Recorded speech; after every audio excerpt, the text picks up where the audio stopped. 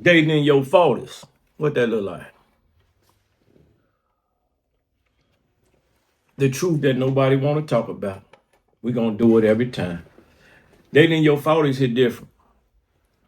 Not because the love gone or the love disappeared, because the illusions do. Dating in your 40s, most people aren't ready for potential no more. They dating based on scars, patterns, survival habits, and what life already taught them. And that changes everything. The pros of dating in your 40s. People usually know who they are. In your 20s, a lot of people still experimenting. They haven't been taught to vet. Nobody vetted for them. They didn't understand. By your 40s, most people, not all, some, they understand what they could tolerate. They understand what they refuse. They understand what they truly need as opposed to what they want, and what interrupts and destroys their peace. The clarity, that level of clarity can create different elevated relationships faster, less pretending, less performance, less trying to look perfect, understanding you cool with who you are and the flaws that come with it, at least in theory. So emotional conversations hit a little harder. By your 40s, people have already experienced real heartbreak. A lot of people experience divorce already. They experience betrayal. They experience loneliness. They experience the financial pressures, being broke. They experience the different type of parenting. They experience different type of relationships and different type of disappointments. So the conversations become realer, heavier, but they come solid. It's not as interrupted as it is when you're younger. You're no longer talking about only your dreams. You're talking about legacy. You're talking about health, peace, purpose, and emotional safety, your feelings and your intimacy being protected. That depth can create a bond that younger relationships sometimes never reach and often be looked over. So things like stability become attractive with maturity. In your 20s, chaos feels exciting. I done witnessed in your 40s it do too. But now peace is more sexier than chaos as you get older. A calm significant other, a dependable man, a calm woman, consistency, communication, emotional control. Those things become more attractive than just looks alone. Because after enough storms, people stop craving the fireworks and start craving the shelter, the balance, the peace, the love. Now, the BS behind dating in your 40s, trauma starts sitting at the table. Sometimes you're not dating a person. You dating they divorce. You dating they ex. You dating they trust issues.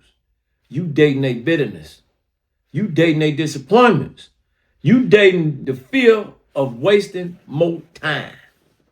And if people took the time to focus on self, that's one thing. But a lot of time, if you never heal properly, every disagreement feel like the history repeating itself with the person you was with prior because you never healed yourself. That's why dating in your 40s can feel emotionally exhausting.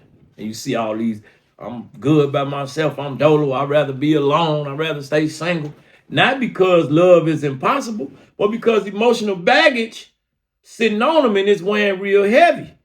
And nobody took the time to unpack it. So you still in line with that baggage. Your standards rise, but your flexibility drop. People say, I know my worth. That's cool. But sometimes knowing your worth become impossible expectations, emotional barriers, emotional walls, unrealistic checklists, punishment for me for what somebody else did, punishment for you for what somebody else did. Some people become so guarded, they can't even receive the genuine love that you're trying to get them. They can't receive it. That's something to think about. because that can be very, very dangerous. And because protection quietly could turn into isolation, it adds another level to that danger. Time started to feel more serious. In your 20s, we'll figure it out. We got plenty of time. In your 40s, people start calculating time different. Who I'm going to spend these next 40, 50 with, or can I really build with this person based on they got this much time without me, I got this much time without them. Do I even want marriage anymore? Am I settling? Can I trust again? Do I even have the energy for this shit? This pressure is different. The pressure becomes heavier because people feel like they can't afford another major mistake. So now it's pressure there. I don't want to I'm 40, I don't want to, I'm 50, I don't want to, I'm 60, I don't want to. The ultimate alternative that a lot of people don't realize and they don't talk about, and we have a lot of uncomfortable truths when I'm speaking to this internet. Some people in their 40s stop chasing relationships altogether and they start chasing peace. Not because they dislike love or they hate love, but because they finally realize a relationship without peace is emotional poverty. It's emotional drain. It's emotional disconnect. That's what that is. And if you choose in purpose, business, faith, community, family, children, traveling the world, self-independence, self-discovery, emotional freedom. If you choosing these things and on the outskirts, surprisingly, some become happier alone than they ever was forcing those relationships. And that doesn't mean that give up on love. It means you stop worshiping relationships like they the only proof that your life matter. That's when that separation starts. You got to really be comfortable in your skin and say you're comfortable in your skin. But God made us to be interdependent, interactive, coexist. It's a reason for that. We weren't meant to be here alone. So the ultimate outcome is dating in your 40s may lead to people into one of two directions. Mature love, people that's healed and stop playing games. No fake competition, no constant ego battles, no obsession with a person's appearances. Just honesty, peace, love, loyalty, accountability, and emotional safety. Now that's rare, but it's also powerful. Or you got outcome two. Emotional isolation. You so disappointed, you slowly disconnect from intimacy altogether. You stop trusting, you stop opening up, you stop even believing that you can have that greatness. So you stop trying because you stop believing. And eventually, you convince yourself, I don't need nobody.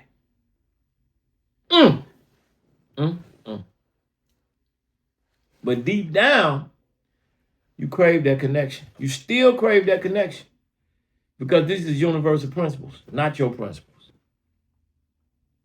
But this is the bigger play behind it all. Dating in your 40s isn't harder because you got older. It's harder because of wounds. People got wounded. But it can also turn around and become better because wisdom walked into the room. Period.